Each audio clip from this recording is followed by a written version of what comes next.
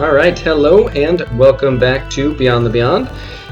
So we just exited the sand cave, and the first thing we want to do is to head directly up to Quamdar. Absolutely make certain that you don't, travel back to... oh, we're going the right way.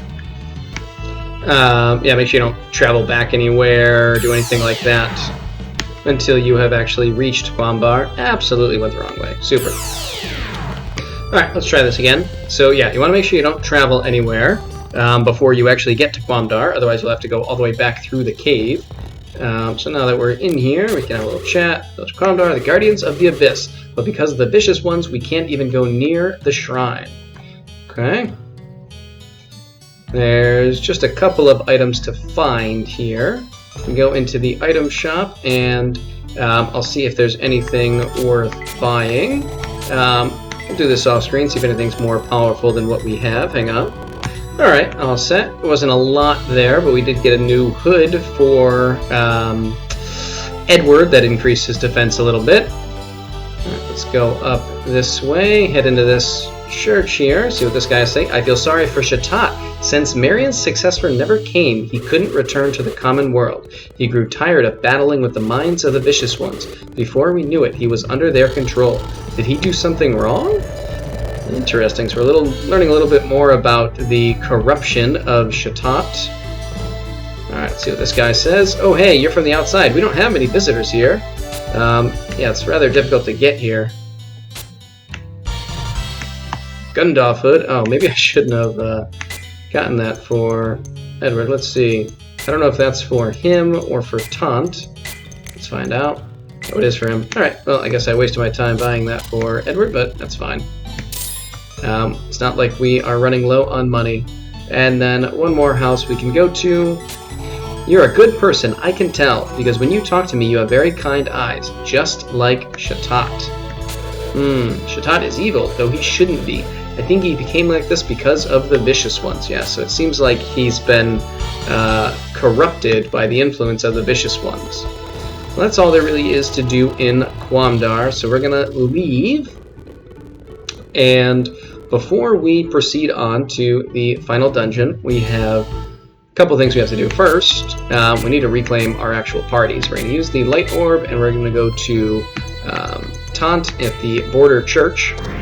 There's a very specific reason that we sent him there. Oh, that was foolish. That's not where I wanted to go at all. Wasn't supposed to go to the border church. Hey, buddy. Yeah, let me join, right? Yes, it's boring without you. Yeah. We will exclude Percy, who is not going to go to the border church. He's going to go to the mountain cottage. And we don't really need to travel there. We can just take their ship quickly. Yeah, we'll take Steiner. We never get to use Steiner anymore. We'll just go right up and over and up here. And from here, we're going to go inside, because now that we have reached Quamdar, we have achieved a high enough level of maturity that an event will unfold. So if we come through here, where the dragon had been sleeping but is now gone, we'll find this. Search the area. Dark Wolf, the son of my friend Norton. Norton told me to give this key to Dark Wolf.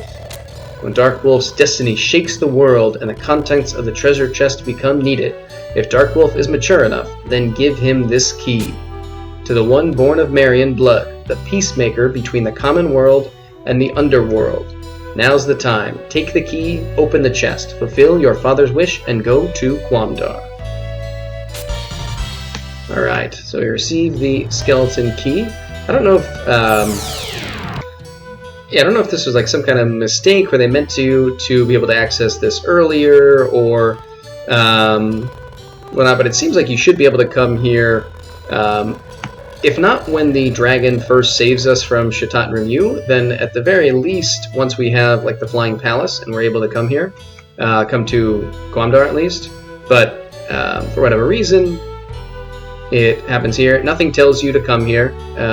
You just kind of stop in and are able to find that. And you get this skeleton key, which can unlock the 4 chests that we found throughout the game that we were not previously able to open. So if we use this, can equip this, and this is significantly stronger even than the mithril blade that we had acquired. So we will equip that, and then I will leave.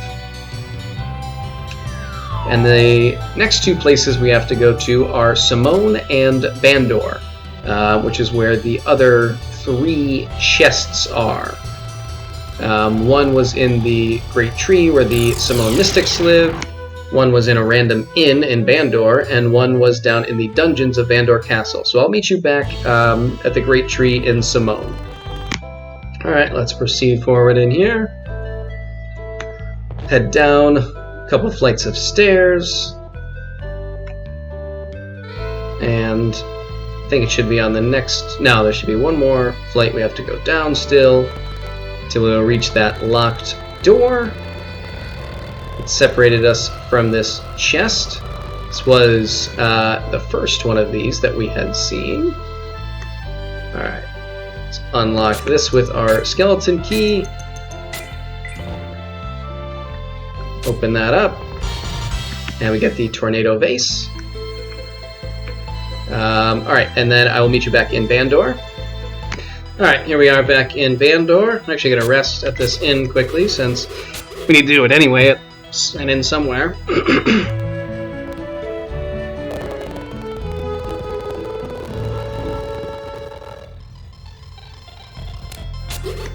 Come back anytime. Sure, will do. Alright, and now we will use our key here. Get the Mystic Key, which luckily went right to Laurel, and she will equip that. Get some extra defense for her. And then we will head right up to the Bandor dungeon within the castle. Why they decided to put 2 of these secret chests in the same location, I'm not sure. But they did. Also an interesting array of items. I mean, certainly, Dark Wolf's the only character that you know definitively is going to be part of your final party. So it would be tough to kind of just put ultimate weapons for everyone in, unless maybe they just did 7 or 8 of these chests. Although there's no telling, guarantee that you would get Taunt and Laurel. You may never know to look for them. But instead, we kind of get an interesting array of items. Another reviving herb, which is very useful. Particularly if you never discover the secret merchant, you'll only get a couple of those in the game. So that's certainly a nice item to be able to acquire from these chests. But with that done, we are going to exit here and then warp back to Quamdar. Kind of off screen, I just sent Percy there. And we're going to head over to the final, there we go, our final dungeon. Let's go see Percy. Alright, so I'm going to start walking around. You got to kind of weave through all of the rivers here, which is annoying. Not all that difficult, perhaps, but definitely annoying. Laurel reaching level 11, BPLP, MPL by 1, Strength by 2, and no speed increase. Yeah, it's particularly annoying when you are heading into a difficult dungeon, so you have to battle your way there. The one really nice thing about this dungeon, however, is that it's really very well set up in a way that if you want, you can do the dungeon very piecemeal, where you do a section, go back to town to rest, do a section, come back, and go back and forth a few times.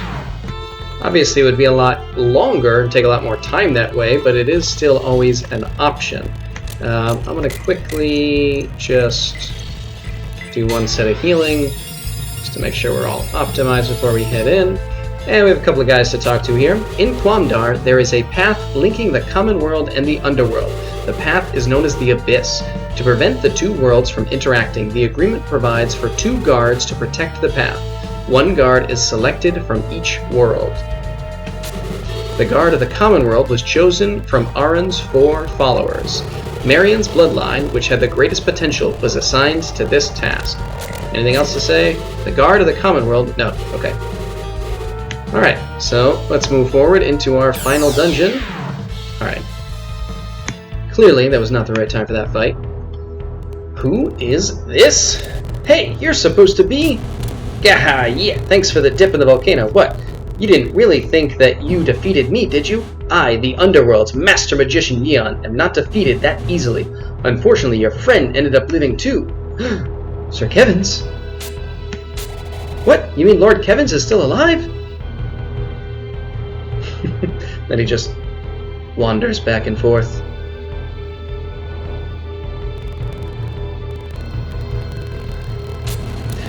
That wimp is in the underworld right now, being treated pretty well. Being tortured, that is. Haha. Okay, that's rude, sir. But even if he is still alive, you guys will never see him again. Why? Because you've reached the end of your quest, feeble warriors. Oh, really? That's what you think. Alright, so Yeon here has 1,100 hit points. And we are going to take him out. Should probably silence him, but that's alright. Let's use Holy Light 4 on him. Laurel is going to use defense. Actually, no, before you do, I'm going to have you use some of these items here. So you can start by using the Dragon Scroll. Taunt is also going to use his magic, but I just want to use this Thunder Vase just to use it up.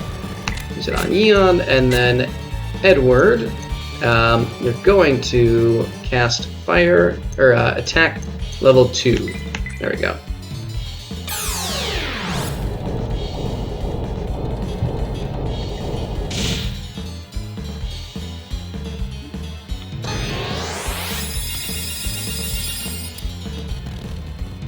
That was definitely a waste of his time.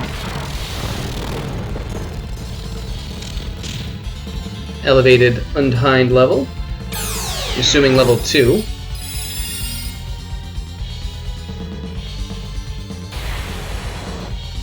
Now those side enemies are not really much of a threat compared to Yeon. And in fact, even Yeon isn't that much of a threat with how strong we are at this point. The Master Magician leaves something to be desired.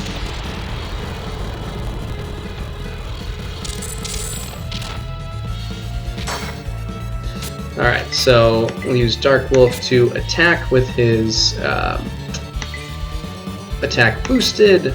Laurel can also attack Taunt. Why don't you just use Toll, and then Edward, I think, can go with Fire, level 4.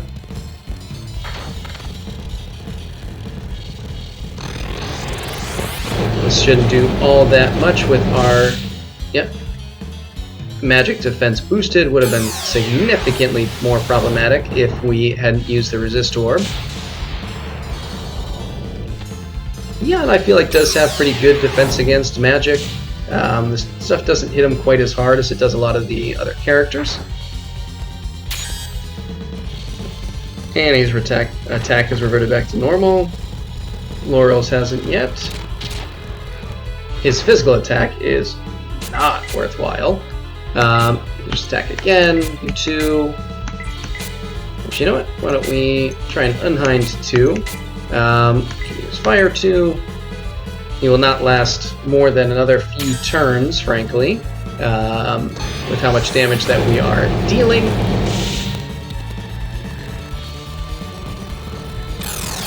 Alone, he just does not pose nearly enough of a threat.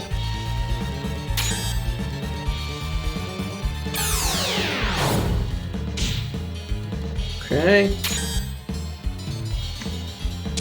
I think that's everyone's attack should be just about back to normal now. But I don't even think it's worth having Edward waste a turn. Casting attack. You can go there. Annie, let's get a heal rain 2. Laurel can attack Taunt. Let's keep mixing it up. Go with Titan this time. And then Edward, again, Fire 4. That'll pretty much take care of things.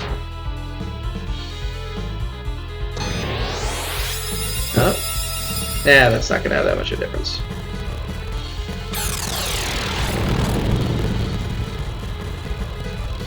Let's see what Titan level 2 can do for us. Okay.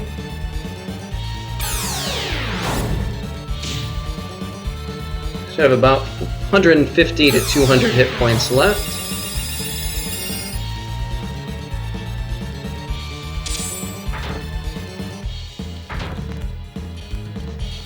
Maybe around 100, 125. You know what? Not even going to bother using magic from my magic users. It will not matter. It won't be enough to save you. Alright, maybe it will.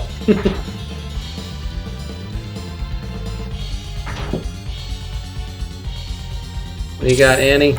There you go, this will do it. Alright. So Yeon has been defeated. Edward reaching level 13. MP by 3, strength by 1.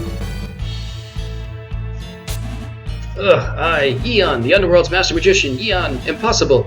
Defeated by mere humans. That's funny, Dagut said the same thing. That can't be. And yet, it is. I think there is something in here. A poisoned fang, which I think is a dagger, but that's probably cursed anyway. However, we will place the final tablet. Places the final tablet in the groove.